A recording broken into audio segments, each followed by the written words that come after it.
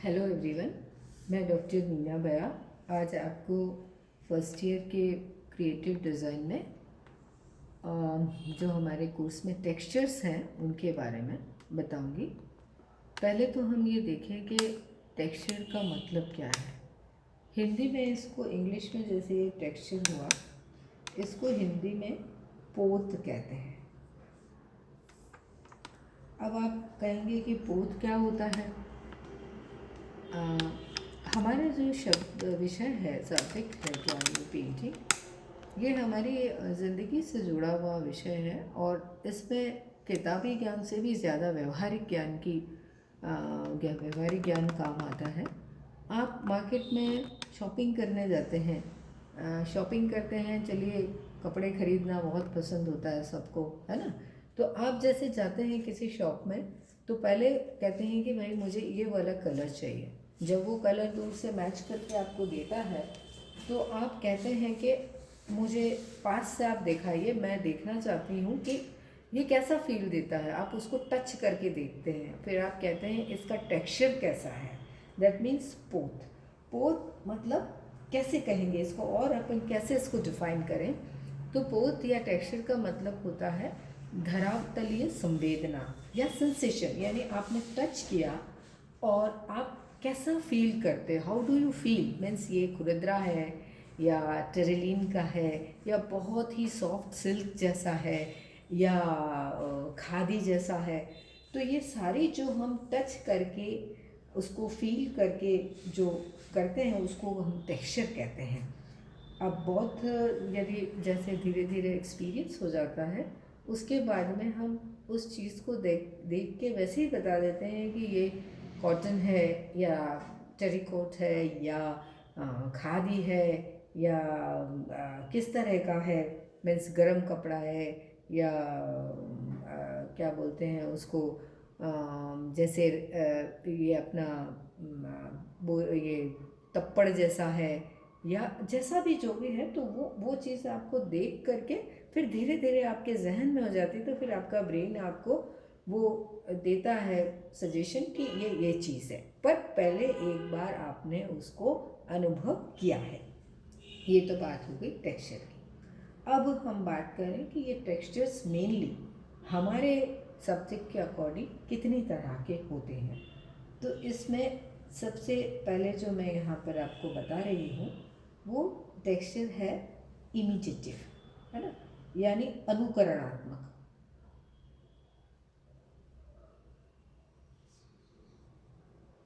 Imitative. अब अनुकरणात्मक या imitative, इसका क्या मतलब, इसका मीनिंग है यानी आप कहीं से उसकी कॉपी करते हैं या उसको देख करके वहाँ से प्रेरणा ले करके उसको बनाते हैं। आजकल आप देखते हैं कि बाज़ार में कई सारे वॉलपेपर्स आपको मिलते हैं, है ना। उसमें ऐसा लगता है जैसे ब्रिक्स का जैसा है उस पेपर, या खुरदरे हैं या जैसे भी हैं, लेकिन वो हूबहू तो नहीं है, लेकिन वैसा आभास देते हैं। जैसे आप ज्वेलरी लेने हम जाते हैं तो उसमें रियल डायमंड और डायमंड, वो भी उसको डायमंड ही बोलते हैं, वो होते हैं जेरिकन या अमेरिकन डायमंड। वो एक्चुअली जो रियल डायमंड होता है उसकी उसका इमिटेशन होता है, मतलब वो दिखता हूबहू असली जैसा है, पर वो उसकी मतलब कॉपी होती है, यानी वो इमिटेशन होता है। तो ये इस तरह से अब आपके जहन में क्वेश्चन उठ सकता है कि इमिटेशन जो है, इमिटेटिव टेक्सचर में किस तरह से।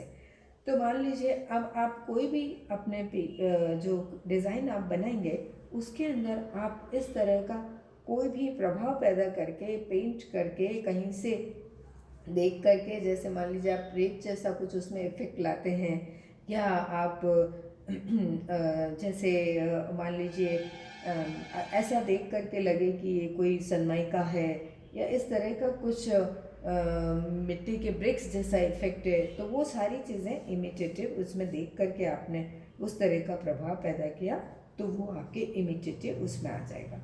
दूसरा है दूसरा हमारा जो आएगा वो फाउंड टेक्सचर, यानी एक सतह से दूसरी सतह पर प्राप्त करना।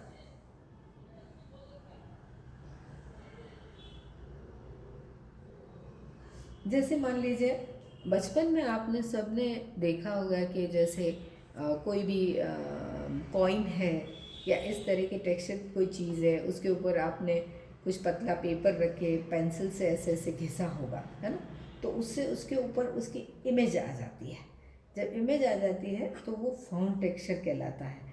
लेकिन वो इमेज कहाँ से आई? उस कॉइन से उस पेपर पे आई, पेंसिल से जब आपने उसके ऊपर ऐसे ऐसे शेडिंग करी या जोर से दबा करके आपने उस पर ऐसे ऐसे रगड़ा उसको, तो उसके अंदर वो पूरा ऐसे कॉइन छप जाता है ना, तो वो फाउंड टेक्सचर हुआ।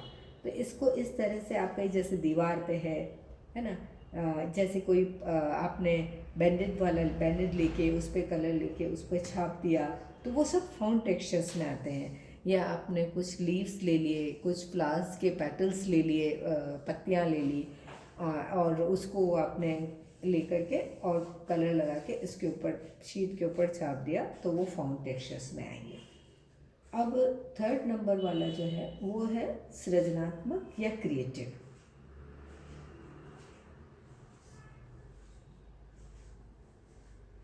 ये क्रिएटिव टेक्सचर्स होगा। इसमें आपको क्या करना है कि ना तो आपको किसी सतह से कुछ लेना है, ना कहीं से कॉपी करनी, अपने आप से कुछ क्रिएट करना।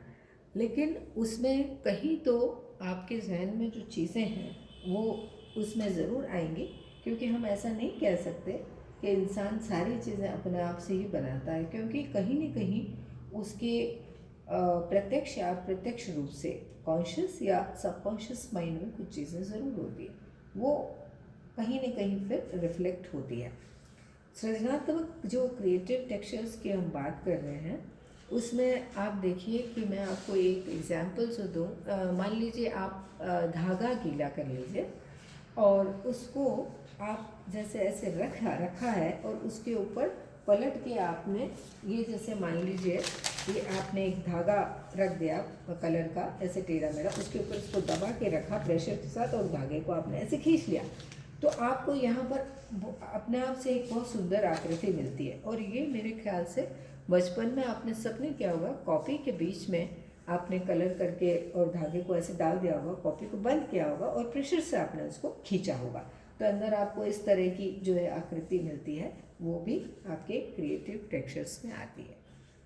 और वाटरप्रूफ इंक आप ले सकते हैं या ऑयल कलर ले सकते हैं। वो चूँकि वाटर में डिजोल्वेबल नहीं है, इसलिए उसको पतला करके यदि आप पानी में उसको डालेंगे और उसमें पेपर को आप डाल के निकालेंगे, तो भी उसके ऊपर आपको वो रेशे और उस तरह का आएगा, वो भी आपका क्रिएटिव टेक्सचर्स में आता है। इस तरह से आप कई तरह के टेक्सचर्स जो है क्रिएट कर सकते हैं। अब आपके जहन में फिर एक क्वेश्चन आएगा कि इन टेक्सचर्स को सीखने से हमारा क्या फ़ायदा। ये टेक्सचर्स जब आप क्रिएटिव डिज़ाइन बनाएंगे, आपका सेकंड पेपर ही डिज़ाइन का है, उस जब डिज़ाइन बनाएंगे तो ये टेक्सचर्स उस डिज़ाइन के किसी पार्ट में आप यूज़ कर सकते हैं। उस पेंट उस क्रिएटिव आपकी जो डिज़ाइन में एस्थेटिक सेंस यानी सौंदर्यात्मक प्रभाव को बहुत अधिक मुखर करने के लिए, प्रखर करने के लिए वो उसका आपको यूज़ हो सकता है, उसका आप यूज़ कर सकते हैं। उससे आपको एक तो अपना काम भी आपका इंडिविजुअल अलग तरह से दिखता है और आपकी क्रिएटिविटी नज़र आती है कि आप उसमें कितना क्या कर सकते हैं। आज मैंने आपको ये वर्बली बताया है, आज जो नेक्स्ट वीडियो होगा तो मैं उसमें आपको ये प्रैक्टिकल करके भी बताऊंगी, तो आपको एक पता भी चलेगा कि किस तरह से हम इसके अंदर बना सकते हैं। क्योंकि कई बार बोलने से तो चीज़ थ्योरेटिकल तो आपको समझ में आती है, लेकिन फिर जहन में क्वेश्चंस आते हैं कि कंफ्यूजन भी हो जाता है और लगता है कि क्या कैसे बनेगा, कौन सा वाला है, क्या कहा था, तो वो सारी चीज़ें भी आपके मन में ना रहे, इसलिए मैं आपको नेक्स्ट जो वीडियो होगा उसमें आपको टेक्सचर्स आपको प्रैक्टिकल करके रंगों के माध्यम से और तीनों तरह के टेक्सचर से उनके उदाहरण मैं आपको बना करके और फिर बताऊंगी। तब तक आप जो मैंने बताया उस तरह की आप घर पे अपने प्रैक्टिस कर सकते हैं और उसके बाद नेक्स्ट वीडियो में जब बता दूँ तो उस तरह से भी प्रैक्टिस कर सकते हैं। Thank you so much.